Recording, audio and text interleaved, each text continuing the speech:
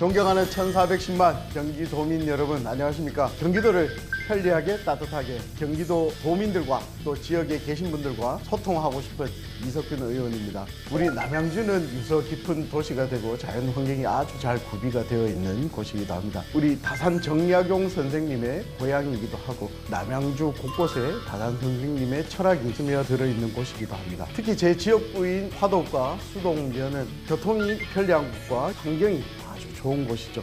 도민 여러분들께서 잘 아시는 마석이라는 곳이 바로 제 지역구가 됩니다. 그래서 이렇게 원도심과 신도시가 어우러진 이 환경에서 이 공동체들과 소통을 하면서 이 지역의 도의원으로서 자부심을 가지고 역할을 하고 있습니다.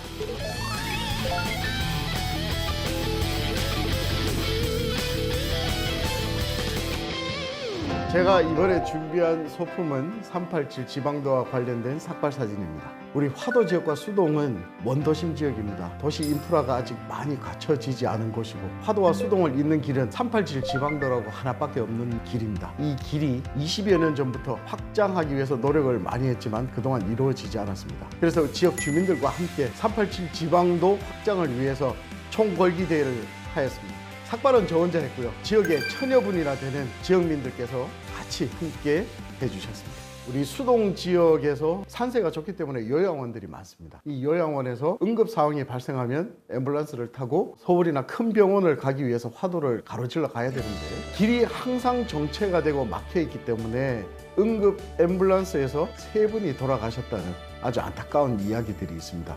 그래서 이 길은 반드시 생명을 살리는 길, 지역 경제를 살리는 길, 또 사람을 살리는 길을 위해서 반드시 확장이 되어야 했습니다. 네, 다들 놀랐죠? 도의원이 머리를 깎는다는 것에서 그만큼 지역민의 의지를 대신해서 반영시켜 드렸습니다. 2주가 지나서 경기도지사께서 직접 현장까지 나오셔서 보상비와 공사비 1,580억 원을 약속해 주셨습니다. 우리 387 지방도로가 경기도에 연간 도로 관련 예산들이 한 4천억 원 정도가 됩니다.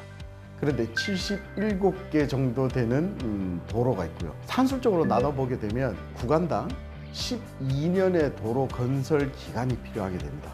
우리 387 지방도도 마찬가지였습니다. 2009년이 완공 목표였습니다. 그런데 예산을 어떻게 확보를 더 하느냐, 행정적인 절차를 어떻게 더 빨리 이끌어내느냐가 가장 관건이었습니다. 자, 그래서 일부러 2023년 예산결산위원회에 들어갔습니다. 그래서 387 지방도는 3년 공사비를 한꺼번에 가지고 왔습니다. 최소한 2년 이상 당겨서 2027년에 완공 목표로 가지고 가고 있습니다.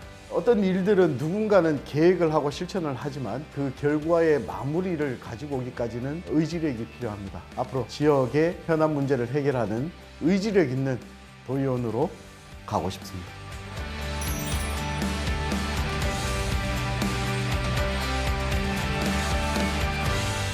우리 은설초등학교 잡초 제거 같은 경우에는 지역에 계신 분들이 많은 이야기를 하셨어요. 자원봉사가 한정돼 있고 어르신 음식 봉사라든지 한정적인 부분으로 되어 있는 부분들을 제가 말씀을 좀 드려서 우리 지역에 우리 커뮤니티 안에 우리 아이들을 위해서 우리가 자원봉사를 어떤 것들을 할 수가 있을까 논의 끝에 그러면 우리 아이들이 공부하는 환경을 개선하자 가장 첫 단계로 잡초 제거를 제안을 하셨고 우리 이 봉사단체에서 주기적으로 나가시고 저도 시간 날 때마다 함께 해서 아이들은 우리 어른들이 케어한다는 그러한 입장으로 가고 있습니다. 이석균 의원님은 그 자원봉사 하는 거에 되게 관심이 많으시고 또 이런 걸 통해서 우리 지역 주민들이 그 민원을 귀담아 들어보시려고 열심히 참여를 잘해주고 계세요. 화도 지역에 2008년도에 왔었는데 그때만 하더라도 화도 지역의 인구가 한 7만 정도밖에 되지를 않았어요. 그런데 몇 년 사이에 지금 그 13만 명으로 늘어나 버렸습니다. 화도와 수동은 이제 인구가 급격히 늘어나는 지역이고 인구가 늘어남에 따라서 우리 이 학령 인구라고 얘기를 하죠. 초, 중, 고등학교 학생들 인구도 늘어나게 됩니다. 우리 화도 지역의 주민등록상으로 되어 있는 고등학생들은 한 3천여 명이 됩니다. 그 중에 인문계 9개 학교, 특성화고등학교 1개 학교, 3개 학교가 있습니다. 이 3개 학교에서 1,500여 명의 아이들만 갈 수가 있어요. 그러면 나머지 1,500명은 어떻게 되느냐? 고등학교 진학을 한 아이들 기준으로 1,260여 명의 아이들이 지역에 진학할 고등학교가 없어서 이웃에 있는 학교들로 가고 있습니다.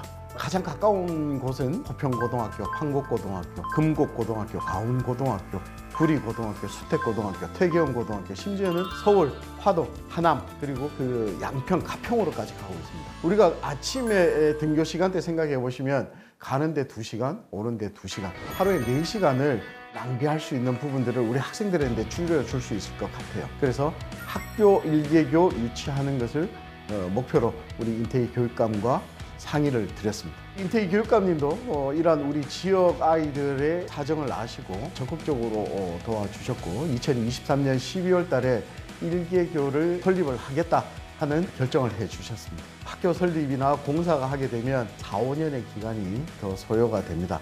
물론 이제 다 수용할 수 있는 학교가 있으면 좋겠지만 일단은 일개 학교만이라도 먼저 설립이 되면 우리 지역에 있는 아이들이 먼 거리를 통학을 하지 않고서도 더 자기 꿈을 개발하고 노력하기 위해서 사용될 것 같습니다. 임태희 교육감께도 촉구합니다. 학생들의 통학, 교통체증으로 인한 지각, 낙후된 도로로 인한 학습권 침해에 대해 보다 많은 관심을 가져주시기 바랍니다.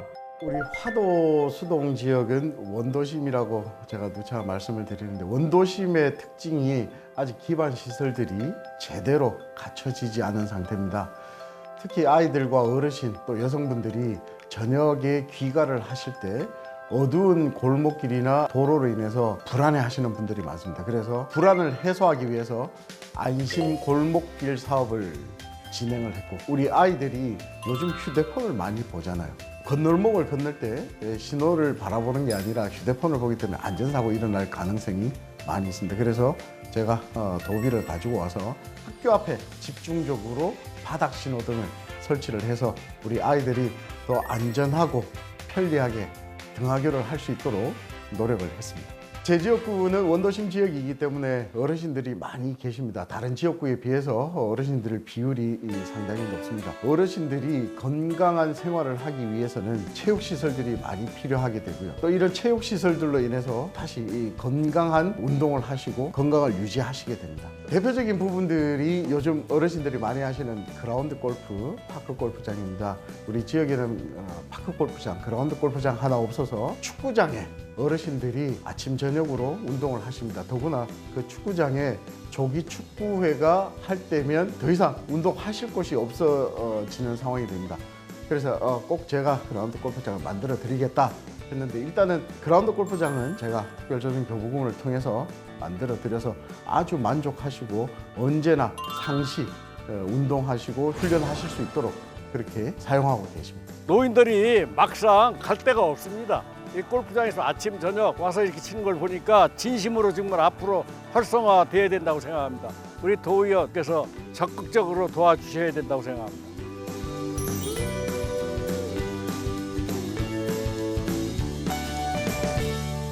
이번에 준비한 소품은 세계 유기농 대회 학술집입니다. 세계 유기농 대회 때 학술 지원 부장을 맡으면서 심혈을 기울여 전 세계의 유기농 관련 자료를 모은 학술집입니다. 젊었을 때 꿈은 식량 문제를 해결하는 것이었습니다. 전 세계의 기아 문제가 가장 큰 화두로 대두되었을 때 국제식량농업기구에서 기아를 퇴치하는 활동들을 해보고 싶었던 게 꿈이었습니다.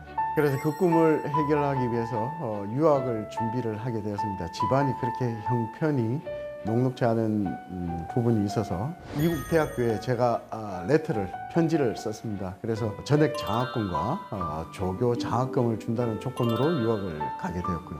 미국에 가서 그때 한참 떠오르는 이 학문인 유기농을 처음 접하게 되었고 공부를 마치고 한국으로 돌아왔을 때 남양주가 또 유기농과 관련이 많이 되는 곳입니다. 수도권 정비법, 수자원보호법, 절대상수원 보호구역 이 많은 규제들이 화학 비료를 사용하지 못하는 부분이 바로 남양주입니다. 이 남양주가 유기농이 자생적으로 발생을 하게 되고 또 그 유기농이 집단적으로 자연적으로 조성이 된 곳이 남양주였습니다. 귀국하자마자 국제유기농인증기관의 국제심사원으로 활동을 했습니다. 우리 대한민국도 국제적으로 유기농 인증을 받는 사업들을 했죠. 그 와중에 남양주에서 세계 유기농 대회를 유치한다고 민간 분야의 전문가들을 협조를 요청을 했습니다. 남양주의 전문가로서 처음 인연을 맺게 되었고요. 우리가 유치하고 난 다음에 이 대회를 성공적으로 진행하기 위해서 전문가 그룹들이 함께 세계 유기농 대회를 성공시키기 위해서 남양주시의 대회 협력팀장으로 근무를 하게 되었습니다. 올림픽이 4년마다 열리는 것처럼 세계 유기농 대회가 3년 만에 한 번씩 대륙을 순회하면서 열리는 국제대회입니다. 그래서 2008년도에 이탈리아 모데나라는 곳에 가서 우리가 유치를 해오고 3년 동안 잘 준비를 해서 2011년도에 드디어 제17차 세계 유기농 대회가 남양주에서 열리게 되었습니다. 전 세계 한 80여 개국에서 왔고요. 3,000여 분의 외국인들이 방문을 했습니다. 유기농 대회는 파머스 마켓이라든지 우리 유기농 산업을 보여주는 전시 부분들도 있지만 사실은 학술 대회가 주가 되는 부분이고 이 학술 대회에 가장 많은 1000여 편이 넘는 논문을 발표를 시켰습니다. 경기 남양주시 조안면에 건립한 유기농 박물관이 26일 문을 열었습니다. 보통 공립박물관이라 하면 평균 한 3만 명에서 한 10만 명 사이가 연중으로 옵니다. 근데 저희 유기농 박물관에는 한 30만 명 연간 다녀가셨죠. 수도권에서는 아주 지자체에서 만든 공립박물관 중에서는 유명한 박물관이었습니다. 안타깝게도 우리 유기농 박물관이 한 12년 되던 차에 이제 폐관을 또 하게 되었고 많은 분들이 안타까워하신 부분들이 있습니다. 이후에 제가 시민들에게 무엇을 할 수 있을지를 곰곰이 생각을 해본 결과 경험들을 이제는 나 자신을 위해서 쓰는 것이 아니라 우리 남양주시 시민들을 위해서 좀 사용을 하자 해서 도의원에 나오게 되었습니다. 또 시민들이 선택해 주셔서 지금 의정 활동을 잘 하고 있습니다.